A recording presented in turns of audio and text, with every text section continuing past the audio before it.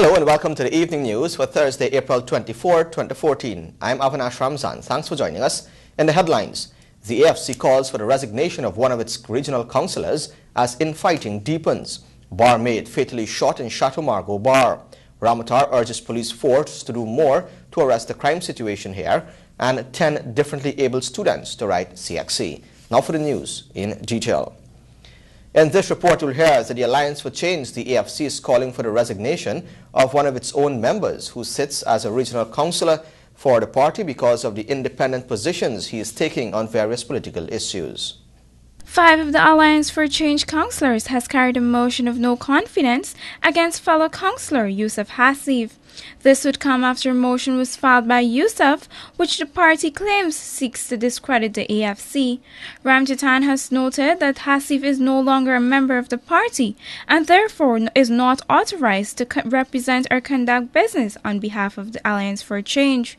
This call by the party comes just about a month after the resignation of the party's financial chief, says Narayan Singh.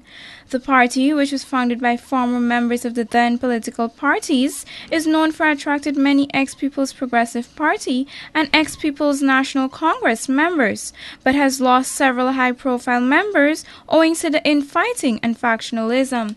Reporting for the evening news, Gomati Gangade. A barmaid was killed on Wednesday evening after she was shot by a man in a bar which she operates. Details in this report. The dead woman was identified as 46-year-old Selena. She was working over a year at the Country Club restaurant and bar at Chateau Margaux Public Road, East Coast, Demerara, before she moved in at the bar a few months ago. According to the police, the woman was in the bar at about 22 hours 40 on Wednesday evening when she got involved in an argument with a group of patrons when one of the men pulled out a firearm and shot her to her head. This newscast was told that Selena was subsequently discovered by a customer. When this newscast arrived at the scene, the neighbors said that they were not aware of the incident since they did not hear any gunshots. Meanwhile, the owner of the property, Rai Gurdat Samaru, said that he was asleep when the police woke him up and informed him about the incident. I was told that she got a bullet wound here and the back of her head blew off. Right? Well, I was there when they took the body out, they covered her like in, stuff came in on that. The man claimed that he's renting the bar to another person, Roy Wong, who handed over the bar to Selena to manage since she's having problems with the tenants at her home. She told me she have a property at Sophia which was rented. And the tenants, they're not coming out of the home, her home. That's why she's living in the business premises. And the matter is in the Supreme Court. She have a lawyer. And that was it. The last word was yesterday midday. She normally called me Ripley. She said that I was just waiting for my payment and I'm going to leave from her boss. A post-mortem examination is expected to be conducted tomorrow. The police are continuing their investigations. Bisham Mohammed at Evening News. In this Jomo Paul report, we'll hear that 10 students from the Guyana Society for the Blind are slated to write several CXC examinations next month. The Guyana Society for the Blind is preparing 10 students to sit examinations at the 2014 May-June CXC. This move is both historic in a sense for the country and differently able community here, as it seems that children who require special forms of education and interventions can receive them and still be able to sit the examinations. Basically, we had a program with the One Laptop a Family where we were teaching blind and visually impaired persons to use computers with JAWS, which is the software that is used by blind persons. So it basically talks. The idea was born since, people are using the computers to communicate. We thought, why not use the same computers to teach CXC? So all the textbooks, the notes and everything will be put onto the system, and the students can study, do the exams and everything using the computer. So that's basically how the idea came about. It was really born after the One Laptop a Family project. Singh, who is coordinator of the project, also posited that come September the results will be gratifying. It's been rewarding so far, and it will be more gratifying when come August, September, we get the results of the students and we see that they do very well, then it will be more rewarding to the organization. But there's challenges because of the limited resources and infrastructure and so on, which we're hoping to improve by the time we have the next batch.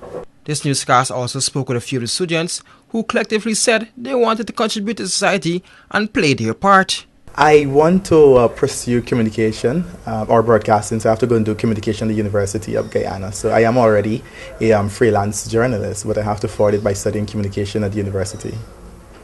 The experience has been great, and so far we're preparing, which is most in the nervous zone now because the exams is just now. So studies have been going on and preparation for CXC. It's given me a chance to gain a secondary education and also prove to members of society that persons who have a disability are capable of these things, of gaining an education and going above and beyond what is expected of them. For the evening news, Jomo Paul. Head of the Presidential Secretariat, Dr. Roger Luncheon, has sought to clear the air on the recently announced $10,000 per child grant by the Education Ministry, noting that parents themselves will be allowed free access to the fund. Alexis Rodney reports. Dr. Roger Luncheon said that since the pronouncement was made by Finance Minister Dr. Ashni Singh, the question of whether parents themselves will have access to the fund has been rearing its head. Cabinet's conclusions were clear. The minister's presentation spoke to unfettered access by parents to the $10,000 grant. Questions were also raised regarding ways through which parents will be able to access the grant, since it is obviously unwise for head teachers to carry out the disbursement themselves. Were there ways in which that sum, about 180,000 to 100,000 students at $10,000 apiece, my mathematics says $2 billion Guyana. Luncheon revealed that the Ministries of Finance and Education are currently working along with ICT personnel to evenly distribute the $2 billion to the 200,000 students across Guyana. During his 2014 budget presentation on March 24 last, Finance Minister Dr. Ashni Singh made the announcement that $10,000 will be provided for each child within the school system. He had said that government, in an effort to provide additional support to parents with school-age children, had come up with the initiative. Reporting for the Evening News, I'm Alexis Rodney. A man was found with an unlicensed pistol when police stopped and searched him during a patrol at Collingen on the east coast of Demerara on Wednesday night. Police said in a statement that about 22 hours 10, ranks of a police mobile patrol searched the man at Collingen Access Road, East Coast Demerara, and found an unlicensed .32 pistols with 12 rounds in his possession. He has been arrested and is in police custody assisting with investigations. More news still ahead. Stay tuned. This is the Evening News.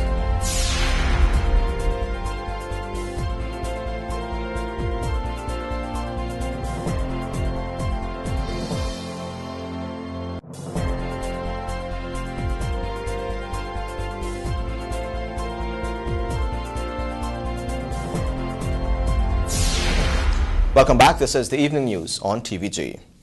President Donald Ramotar today charged the Guyana Police Force to up their standards and to work towards building a better Guyana for all Guyanese. More in this report. President Ramotar today demanded improved services from the Guyana Police Force while speaking at the opening ceremony of the annual Police Officers Conference at Ivlery. Ramotar noted that the country was heading for a serious crisis since more and more crimes are being committed, with fewer convictions being made. He urged the police force to work to tackle this major concern at the earliest opportunity. Unresolved crimes and the low rate of convictions can have serious consequences. They can lead to heightened criminal activities in our country.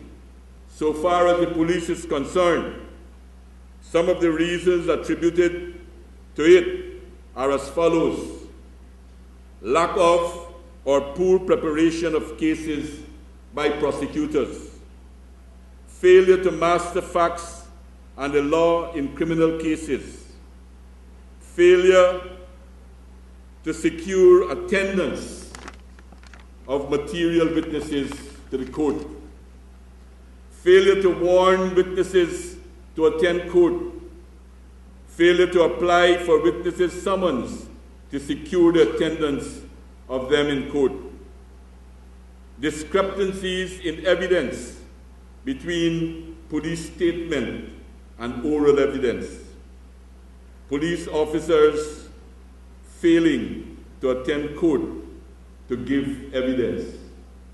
These must be looked at very carefully. This last one in particular is totally unacceptable. The president expressed his disgust at the manner at which murder suspects Ronnie Jagdeo and Carlisle Barton walked free despite being accused and charged for murder, stating that the government continues to spend billions and billions of dollars to build the capacity of the police force, and it is time that value is given for the money spent. It is really heartrending to see persons who have been shown on national television shooting another person but walking away from the court, or another person who was accused of murder having a motorcycle waiting for them as if anticipating that as if probably knowing beforehand what would be the outcome. These things we have to put a stop to. If we do not, we will encourage an avalanche of crimes in our society. The president emphasized the need for the preservation of the integrity of the force, noting that those strategies were being put in place to rid the force of criminal elements. The conference commenced today and will conclude on Saturday. Meanwhile, Acting Police Commissioner Silal Pusod this morning told the gathering at the police officers' annual conference that public trust and integrity head the force's agenda as it carries out its constitutional mandate. Bishar Mohammed reports. Partnerships. In keeping with the theme, the Acting Police Commissioner posited that over the years, public trust has taken a plunge for the worst as a result of excessiveness of the members of the force, while noting that there are still a few genuine ranks. In my 30 years experience as a member of this organization, I've seen some of our members involved in all sorts of excesses against the very members of the public that we were supposed to serve. However, I have also observed members that have displayed great commitment and dedication to duty. Commitment like the soldier going over the hill without knowing what to expect on the other side, but he keeps going.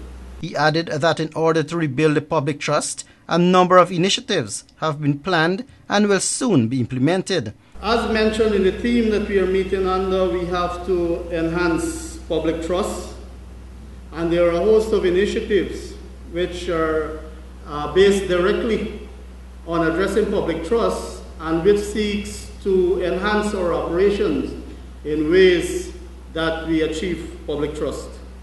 Already we have commenced placing a bulletin board on each police station. That bulletin board will have information that includes what the public should expect from us, the name and cell phone numbers of the person in charge of the station, the rank in charge of the station, the rank in charge of the subdivision, and the officer in charge of the division. Crime prevention will play a major role. We have started the Albistown project as one project in a safe neighborhood program, and this will continue from neighborhood to neighborhood. Each will be based on analysis of that particular community, and therefore our deployment and targeting will vary. Prasad added that this will cater for greater accountability. We have also commenced work on the reintroduction of the drug abuse resistance education program in schools across the country. This is a structured program that teaches drug resistance, violence avoidance in schools. We have also started to work on enhancing the traffic education program. The acting commissioner for the stated that the Guyana Police Force will continue to engage in capacity building in a constantly changing environment, where ranks can become more equipped with the necessary tool as the force embarks in its modernization plan. Bisham Mohammed, The Evening News. Vice-Chancellor of the University of Guyana, Professor Jacob Opodeyi, has announced that the university is unaware of any of the issues raised by the former director of the UGBC, Professor Daisel Samad, since they were at no time raised with the council. Alexis Rodney reports. One of the things we don't do is to run the university based on what you read in the newspaper. Dr. Samad, as I understand, resigned from the university. He gave us 3 months notice, and at the end of the 3 months notice, his resignation was accepted. And that is the end of that matter, and we fill the position after. If he has any view, which some have read in the papers, he has not presented those views at the different bodies in which he was a member. He's a member of the academic board of this university, and is also a member of the council of this university. That was UG's Vice-Chancellor, Professor Jacob Opodeyi, responding to questions regarding the issues raised by former director of the Berbice campus, Professor Daisel Samad. Samad had bitterly criticized UG's administration, lamenting that he had no authority at the Tain campus. But Opodeyi remarked that the former administrator had never made his concerns known to the council and that he could not comment directly on that issue. Samad had said that if given the opportunity, he could have improved the quality of programs offered and could have weaned the institution off of government's subventions. Government's failure to address these concerns has led to Samad's resignation last year, it is reported. In his resignation letter to Pro-Chancellor Dr. Prem Mizir and the UG Council dated July 4, 2013, Professor Samad stated that relations between himself and the Vice-Chancellor, Professor Jacob Opodeyi, as well as with the deadweight Turkine campus, had become strained and distant over the past couple of weeks. He had also accused Turkine of dictating the day-to-day running of the Berbice campus. Meanwhile, Opodeyi had confirmed that a new director is carrying out administrative functions at the UGBC. Dr. Gomes Subramaniam was appointed 2 months ago. Reporting for the Evening News, I'm Alexis Rodney. On Wednesday, a memorandum of understanding was inked between the Ministry of Culture, Youth and Sport and the University of Florida for archaeological exploration. Let's find out more in this report.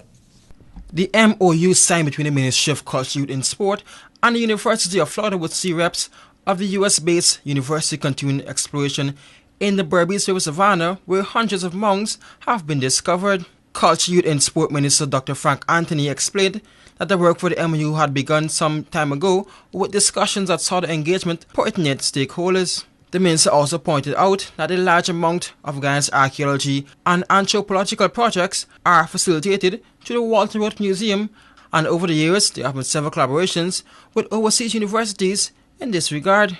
The minister underscored the need for more research to be undertaken so that people would be able to grasp a better comprehensive understanding of what existed in the Berbice River. As such, he explained, this project would allow for the introduction and subsequent implementation of additional projects and research ventures. For the Evening News, Jomo Paul. This is the Evening News. Stay tuned. More news still ahead.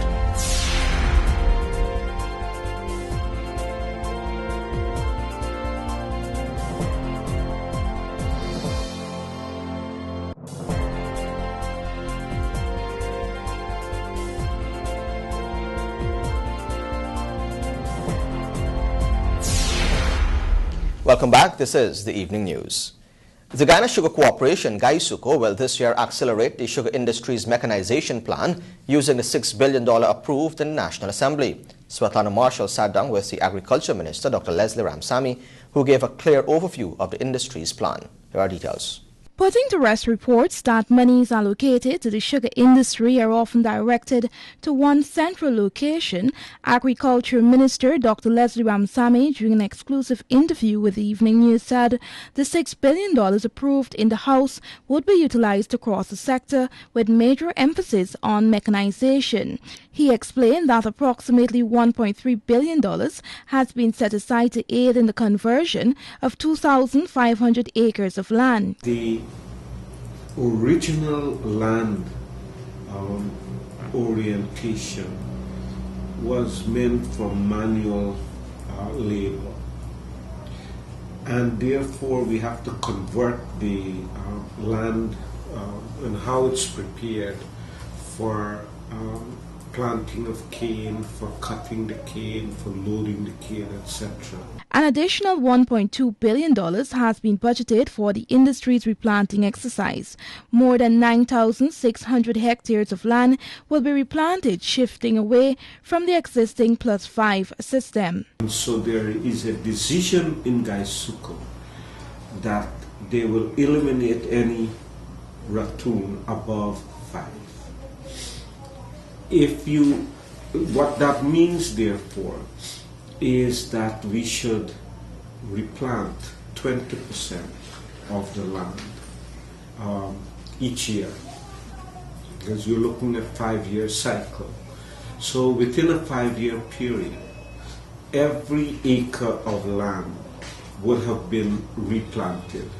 Minister Ramsamy further indicated that $2.5 billion will be used to improve the 7 factories, with special attention given to the Skeldon Sugar Factory. Last year, South African firm Bosch Engineering completed the redesign and re-engineering of the factory, conducting remedial works to the cane conveyors and the punt dumper. According to the subject minister, the works done by Bosch has resulted in the factory now being able to handle 220 tons of cane per hour.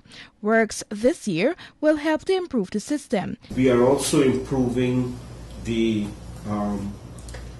equipment stock at the various estates. This include excavators, tractors, punts, bell loaders, and in addition to these, the harvesters. This is what cuts the cane. That, of course, and we are going to spend about $1.5 billion on these equipment. Svetlana Marshall reporting for the Evening News. There will be a further reduction in malaria as the government of Guyana, through the Health Ministry, is expected to invest in 60,000 malaria-treated nets. The details from Gabriela Patram. The government has procured 60,000 nets total. Allow me to just make a small correction. It is 60,000 nets in the whole. We have roughly about 45,000 hammock nets and the rest in bed nets. They are directed to the interior locations. So endemic malaria regions, regions 1, 7, 8 and 9, they're going to be mostly distributed to. Mainly because previously we had a lot of bed nets. And the reason why we have shifted over to getting more hammock nets is because the mining population or persons living in interior locations, even abridged communities, mostly sleep in hammocks. That was Director of the Vector Control Services Department of the Health Ministry, Dr. Riyad Rahman, explaining that for the year 2014, his department will be distributing 60,000 malaria nets to malaria-borne areas and regions. He stated that even though Guyana has seen a reduction in malaria cases, its education and awareness campaign must continue. We've distributed roughly about 7,000 nets already in different communities since the start of this year. We expect to really distribute the whole 60,000 by the end of this year. I think we're on schedule to do that. And one important thing that we've also started is in the residual spraying, which is the spraying of the walls and the different structures and stuff. When the adult mosquito lands on it, it basically decreases their life, or it actually kills them. So that's one of the other innovative things that we've started. He pointed out that regions 1, 7, 8, 9 and some parts of 10 will receive majority of the nets, while focus will be placed on the mining and logging camps. For the Evening News, I'm Gabriela Patram. Meanwhile, residents of several communities in and around the city will see a decrease in mosquitoes as the Vector Control Services Department and the Health Ministry have begun their fogging exercise. Here are details. The Vector Control Department of the Health Ministry today embarked on a campaign to fog several communities with the aim of reducing mosquitoes, which can infect residents with different diseases. At the moment, we have one team out. We've done some major areas in the city. What we're going to do is fan out and try to get most of the areas. That's our plan so far. We've also procured some really good machines, and we're going to put them into use pretty soon. We're currently using our old machines, which we've serviced and basically upgraded to some extent. We've also, people will be happy to see that our team is fully kitted out with all the safety gear and everything else, and everything is clearly labeled.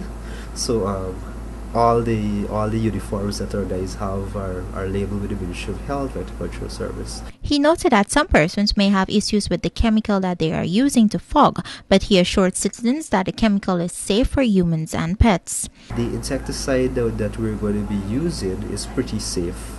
For the fogging machine, we use malathion, and it's mixed with diesel. So it's pretty safe. It's used throughout the world, in first world countries also, and it's deemed pretty safe for humans.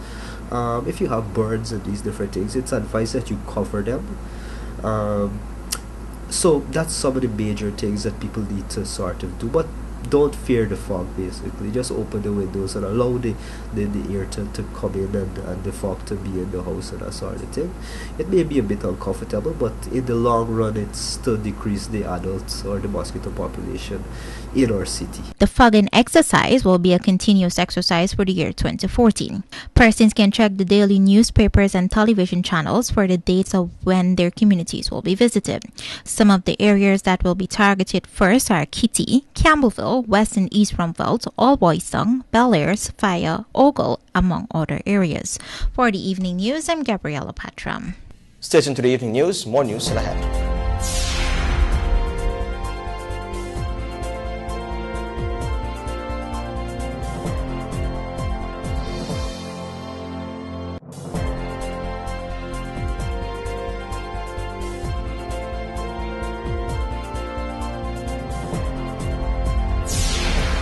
Welcome back. This is the evening news.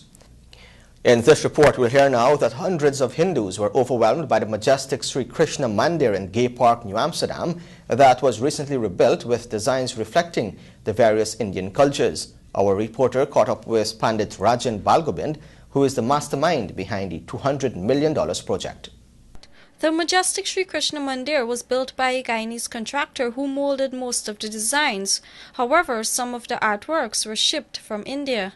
According to Pandit Rajan Balgobind, after the old mandir was destroyed, he began his mission to rebuild a new one.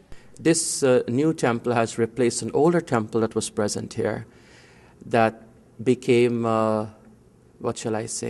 unusable to a great degree after the Berbice River rose its banks and flooded the entire area. And we found that when we lifted the carpeting of the temple, the ground was already cracked. Now, generally, you don't demolish the Hindu temple for the sake of building a new temple. There have to be some natural disaster that takes place that makes it unusable. So basically, when that flood took place, it was a great sign for us to build a new temple. So from 2010 onwards, we started putting aside funds for the new temple. The Pandit disclosed that the design of the mandir was inspired by his many visits to India. The design, of course, came from my many visits to India and visiting so many temples.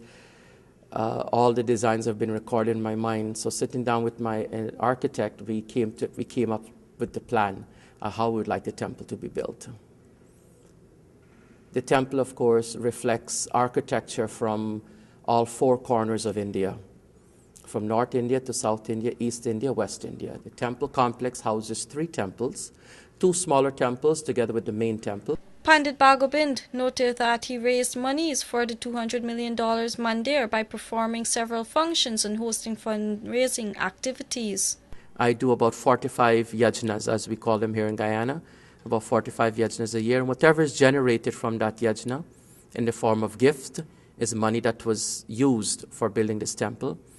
In between, we have some wonderful, very generous financial supporters also here in Guyana, in the US, in Canada, who have contributed very generously in making this project a reality. We have also had local fundraising events where we hosted Anuradha Paudwal, international playback singer from India. We had a program here with her in Berbice. We've had the usual food sales and bake sales and raffles and things like that. The newly built mandir was opened on Sunday, and a 14 days yajna is being officiated by Indian scholar Dr. Prema Padurang and Dr. Bahindranath Dubey. This is the evening news. Join us after the break for sport, sponsored by Macor.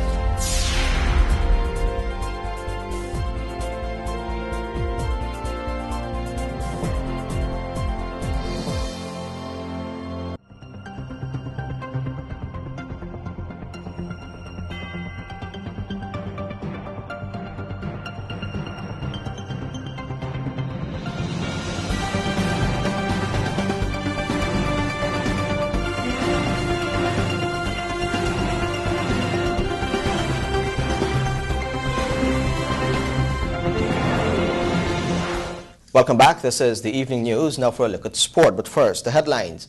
The AAG Lords Junior Carifta team. Arm Wrestling Championship shifted to May. GFF appoints electoral committee. And Knight Riders snaps RCB's winning streak. Of course, this podcast comes to you the kind compliments of Macor. We believe that everything worth building should be built just once. That is why we build on culture, on trust, on integrity. We exist to do more, better, faster, safer. Your success depends on the foundation it's built on. Everything we do is meant to move you forward. Macor, let's build Guyana together. Now, for the details, the Athletics Association of Guyana, the AAG, has lauded the Guyanese athletes for their performance at the just concluded Junior Carifta Games in Martinique. Tristan Joseph attended the AAG's press briefing today and filed this report. The Athletics Association of Guyana paid a courtesy call to the Minister of Sport, Dr. Frank Anthony, earlier this afternoon to congratulate the Junior Carifta team that placed 4th overall with 3 gold medals and 1 silver medal. Today, while I talk about those plans, I want to add my words of congratulations, because I think this team have done remarkably well, and I think all Guyana is indeed very, very proud of this achievement. So once again, congratulations. Middle distance athlete Cassie George won 2 gold medals in the girls on the 18, 15 and 3,000 meters, while US-based Guyanese Cadicia Beard won the 400 meters on the 20 girls and placed second in the 200 meter on the 20 girls. George had this to say about her performance after becoming the first Guyanese to win 2 gold medals at one edition of the event. I feel great. Better my time is and do better for Guyana. Continue training hard. The 4th place finish for Guyana was its highest placing at the Premier Junior Caribbean Games. Now for some football news. The Ghana Football Federation, the GFF, has appointed a 4-member electoral committee to organize, manage and supervise the electoral process of the annual Ordinary Congress on Saturday. A GFF statement issued on Wednesday said the move is in accordance with the previous affirmation of the Congress. The committee is being headed by Parliamentary Secretary in the Health Ministry, Joseph Hamilton, who has been appointed chairman, while Guyana Olympic Association's Vice President, Charles Corbin, is the deputy chairman. Attorney at law Yuslin Gomes is a member of the committee, while fellow attorney Dawn Holder is the alternate. The Congress will be held on Saturday from 10 hours at the Regency Suites on Hatfield Street in Georgetown. History has been delayed as the first ever Ultimate Arm Wrestling Championships 2014 will now be held next month, as the organizers are giving more persons an opportunity to register for the highly anticipated competition. Let's find out more in this report. The innovative event, which is being organized and hosted by 704 Sports Bar at Lamaha and Albert Streets, was slated to get underway on April 14, but due to unforeseen circumstances could not commence on that date. In an invited comment on Wednesday, Public Relations Officer of 704 Sports Bar, John Ramsing, revealed that interested persons have until Friday to register to compete in the two-day event, which will be held on May 3 and 10 at 704 Sports Bar. Registration forms are available at the entity's location, as well as leading gyms across the country. Ramsing further highlighted that each competitor is required to pay an entrance fee of $1,000 upon submission of completed registration forms. The championship is open to everyone 18 years and older in three categories: males over 200 pounds, males under 200 pounds, and female open. The organizers are hoping to attract a minimum of 48 competitors per category, but according to Ramsing, they are still to achieve that target. The top three finishers in each category will receive $100,000, $75,000, and $50,000, along with gift certificates from Fitness Express, Guinness hampers, and products from other sponsors. Finally, some cricket news. Chris Lynn pulled off a miraculous catch to give Kolkata Knight Riders, the KKR, a two-run win over the Royal Challengers Bangalore, the RCB, in the Indian Premier League. With 6 runs required for victory from 3 deliveries, Lynn snapped up AB de Villiers on the boundary, and RCB could only manage 3 more runs, finishing on 148 for 5 in response to KKR's 150 for 7. Earlier, Lynn was the star with the bat for KKR, hitting a top score of 45, while Jacques Scalise made 43.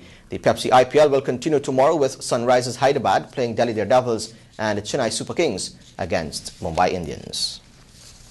And with that, we've come to the end of sport, which was sponsored by Marcorp. Of course, you can find these and many more stories in tomorrow's edition of the Guyana Times. And here's an invitation to join us on TVG Channel 28 and on Radio Guyana Inc., 89.3 in Essequibo, 89.5 in Georgetown and Barons, and 89.7 in Berbice and Unicary, Suriname. Stay tuned. Your Bridge reports on the other side of the break.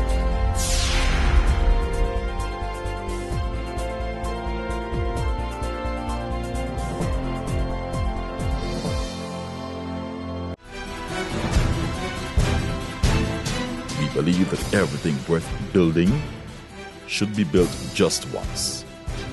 But that is why we build on culture, on trust, on integrity. We exist to do more, better, faster, safer. Your success depends on the foundation it's built on. Everything we do is meant to move you forward. Marcorp, let's build Guyana together.